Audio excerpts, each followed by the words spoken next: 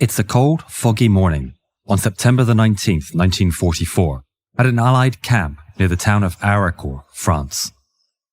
Second Lieutenant and Platoon Leader Ed Leiper waits anxiously by the command tent, alongside his commanding officer and company commander Tom Evans. They've been told through the radio of urgent developments on the battlefield, and that a liaison would arrive shortly with further orders. Finally, the rumble of a car reaches their ears, and a speeding Willys Jeep emerges through the heavy fog. It stops by the men, and a liaison officer, Captain William Dwight, states in a rush, "There's enemy tanks coming through Rechicourt. I swear, I saw them." Evans knows only one platoon is ready for battle. He looks at Leiper and tells him, "You take the platoon and hold on. I'll get another and catch up as fast as I can." The two men share a nod before they run off separately.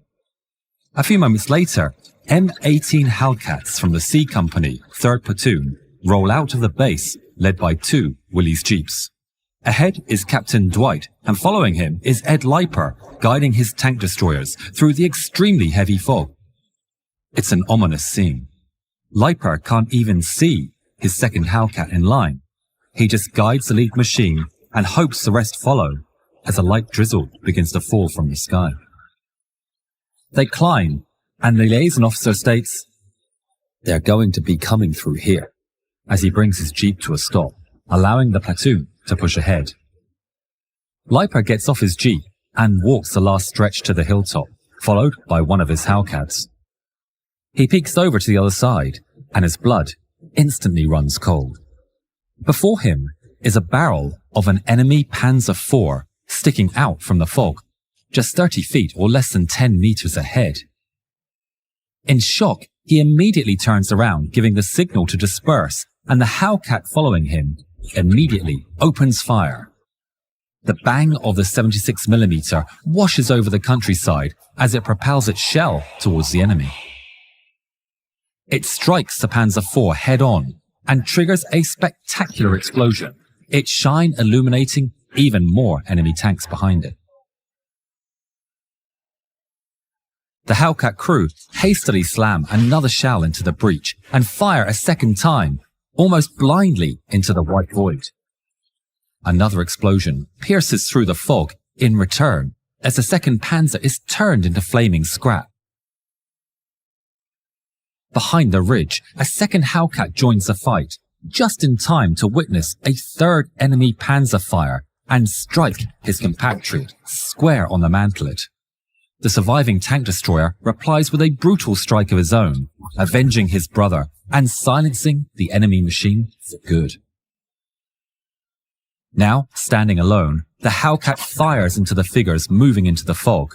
Enemy shells materialize from seemingly nowhere, slamming into the earth and zipping overhead. The Hellcat commander has no chance to spot whoever fired them. The other two Hellcats arrive at the top of the hill and join the fray. The Panzers experience the fire intensify, and they turn around to escape the ambush. But the Hellcats of the 3rd Platoon have no intention of letting them escape. Another Panzer IV is struck directly by two 76mm shells, and moments later, a second one is hit in the back of the turret as it attempts to drive away. The hill suddenly falls into an eerie calm, but not into a silence. Leiper, who had been carefully observing the action from behind his tank destroyers, can hear the rumbling of engines and tracks through the heavy fog. He voices his nervousness to Dwight, and the two decide to go scouting. Leiper approaches his vehicles and shouts at their commanders, "Stay alert! They're still out there! We'll go look for them." They then leave on foot in search of the enemy. First, they go to the right flank and are quickly met with intensifying sounds of engines and tracks through the fog.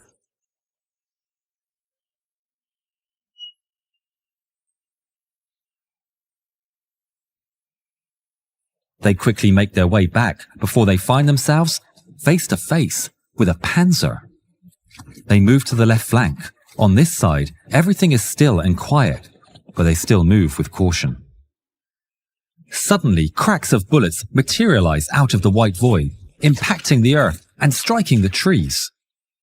They rush for cover, unable to see where on earth it's all coming from. Armed with just handguns, they agree the only choice is a run for safety. 3, 2, 1. Go! They charge out of cover, braving the rain of lead as they run and disappear into the fog. They return, running to their unit. Dwight heads straight for his jeep's radio. He picks it up and calls for artillery support. They're being surrounded by tanks on one flank and infantry on the other. Immediately after, contacts ahead!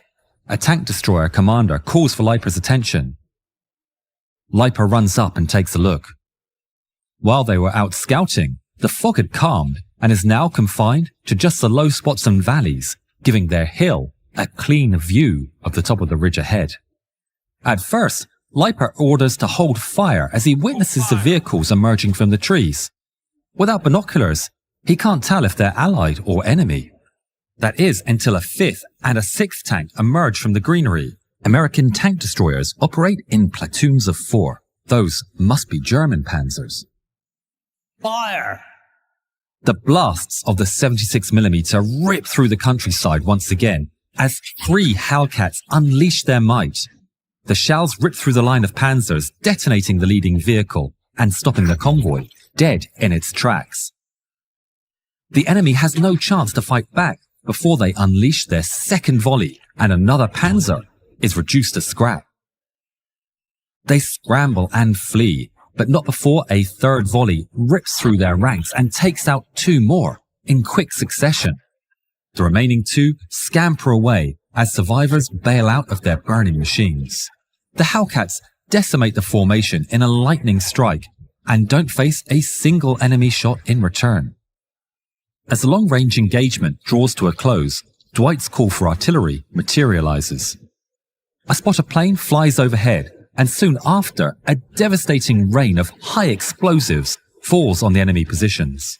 Leiper watches the plane circling overhead and listens to the distant explosions with relief. He hopes it'll be enough to save his platoon from being encircled. But then he notices the aircraft change its path and dive towards the ground. It fires a barrage of rockets, and they rock the earth just at the edge of the woods behind him. Enemies behind us! Turn around! Leiper dashes for cover. The Hellcat tank destroyers desperately turn their turrets as the dirt settles and 3 Panzer IVs emerge from the tree line. The disoriented panzers don't realize that they've lost the element of surprise, and in a blur, the Hellcats of 3rd Platoon strike down the first 2 enemies with brutal precision.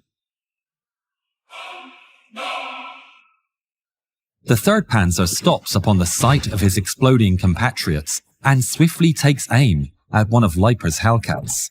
It fires, and its shell streaks across the sky, impacting straight on the Hellcat sprocket and immobilizing it.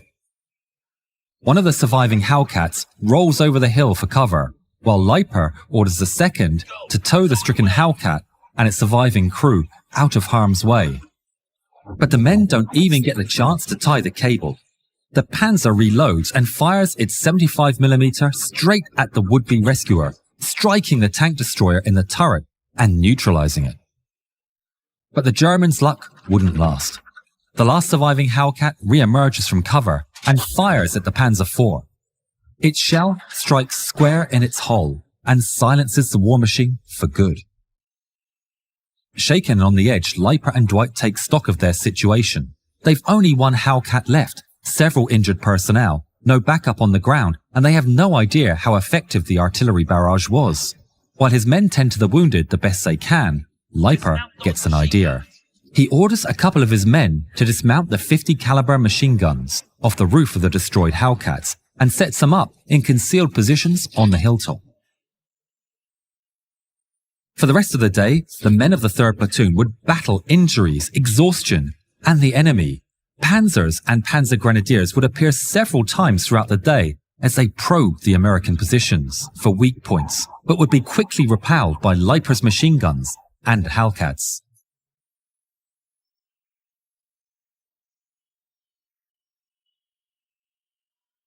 Towards the evening, Tom Evans would make good on his promise of returning. and arrived at Hill 279 with the C Company 1st Platoon. By the end of the day, they had destroyed at least 14 Panzer IVs. Their stand would be the start of the 11-day Battle of Arcourt, which would result in an Allied victory. Captain Ed Leiper, Major Tom Evans, and Captain William Dwight would survive the war and all return home to their families. The aircraft that helped the platoon of Ed Leiper and its pilot have a legendary story of their own. If you'd like to know more, check out our video on Major Charlie Bazooka Carpenter. Support the channel and join us in World of Tanks using the link in the description. Thank you. If you haven't yet, please subscribe to the channel and please watch more videos of ours. Thank you.